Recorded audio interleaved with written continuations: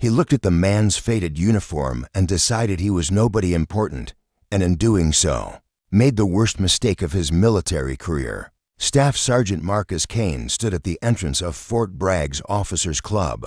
His combat fatigues, worn from a week-long field training exercise, no rank insignia visible, no medals.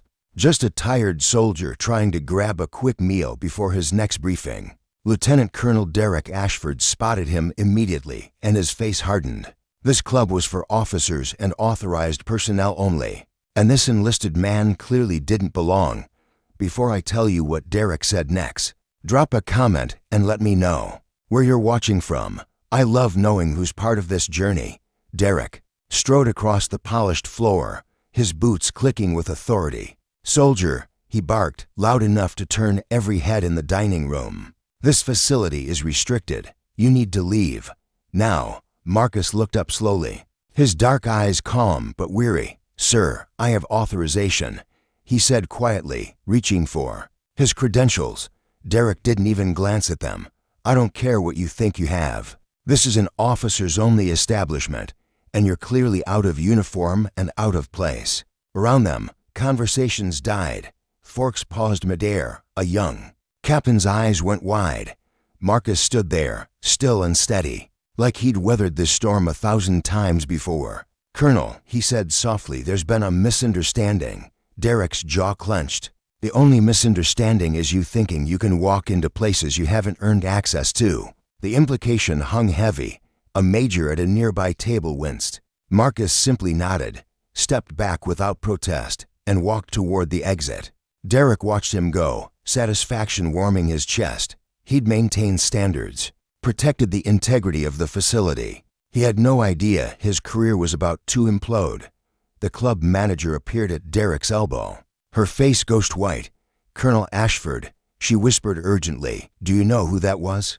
Derek shrugged. "Some NCO trying to pull rank he doesn't have." Her voice dropped to barely audible. "That was Colonel Marcus Kane, Deputy Commander of Special Operations. He just returned from a classified mission in civilian clothes before changing back." The room tilted.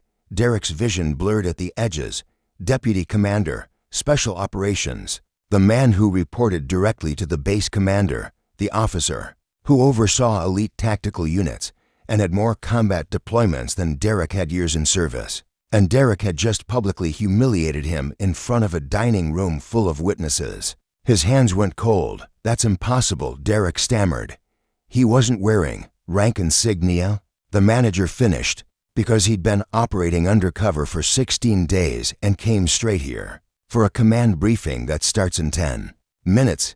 Derek turned slowly, and through the window he saw Marcus standing in the parking lot, phone to his ear, his posture military straight despite the exhaustion that lined his face. Now Derek noticed what he'd missed before. The weigh-in. MP Sergeant saluted as he passed.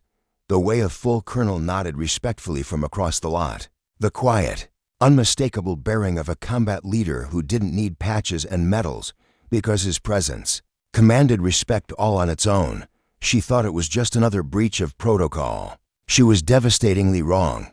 Derek's 15-year career flashed before him, his spotless record, his upcoming promotion board, all of it suddenly hanging by a thread because he'd looked at a black soldier in unmarked fatigues and decided he was a problem instead of a superior officer. The club manager was already on her phone.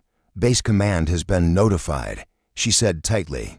"They want you to." "I need to fix this," Derek interrupted, his voice cracking. She looked at him with something between pity and contempt. "You think you can fix this?" But Derek was already moving, pushing through the door into the humid Carolina evening. He crossed the parking lot on unsteady legs, his mouth dry as sand. Marcus ended his call and turned as Derek approached. "Colonel Kane," Derek began, and his voice sounded hollow. "Sir, I need to apologize. I made a terrible assumption. I was completely out of line." Marcus studied him with eyes that had seen combat in 3 theaters. "What exactly were you out of line about, Colonel Ashford?" Derek swallowed hard. "I assumed you didn't belong. I judged based on appearance, based on what you were wearing, and I was disrespectful to a superior officer. You judged based on my appearance." Marcus said quietly. You saw a black man in unmarked fatigues and decided I was trying to access something I hadn't earned, despite this being a military base, where soldiers of all ranks serve with distinction. The accusation landed like artillery fire. Derek wanted to deny it, but the truth was undeniable. He'd made assumptions rooted in prejudice, not protocol. Yes, sir, Derek whispered. I did. And I have no excuse. Marcus nodded slowly. Around them, soldiers passing by slowed their pace, sensing the tension. This conversation would be whispered about in every barracks by morning. You know what's hardest about wearing this uniform, Colonel? Marcus said, his voice carrying. It's not the deployments or the combat or the months away from family. It's knowing that even here, even among brothers and sisters in arms, I have to prove I belong every single day. Derek felt shame burn through him like white phosphorus. Sir, I failed. As an officer, as a soldier, I'm deeply sorry. Marcus was quiet for a long moment. Then he extended his hand. I accept your apology, Colonel. Not because your actions were acceptable, but because accountability is the foundation of military leadership. Derek shook his hand, relief flooding through him even as he knew this moment would define the rest of his career. Marcus leaned closer, his voice low. Use this, Colonel. Teach your subordinates, because the next soldier you prejudge might not be as understanding, and they shouldn't have to be. That evening, Derek received orders for mandatory command climate, training, a formal reprimand, and a 6-month leadership review that would determine his promotion eligibility.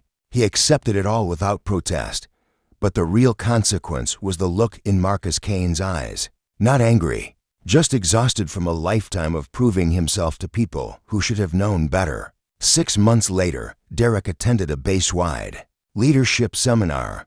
Colonel Marcus Kane stood at the podium, addressing 300 soldiers about dignity, respect, and leading diverse forces. Their eyes met across the auditorium. Marcus nodded once. I see you learning. Derek nodded back. I won't forget this lesson, because the uniform doesn't make the soldier, character does. And respect isn't earned through rank alone, but through recognizing the humanity and worth in everyone who serves.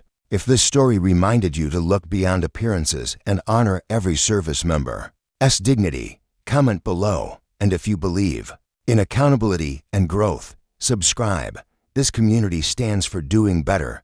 See you next time.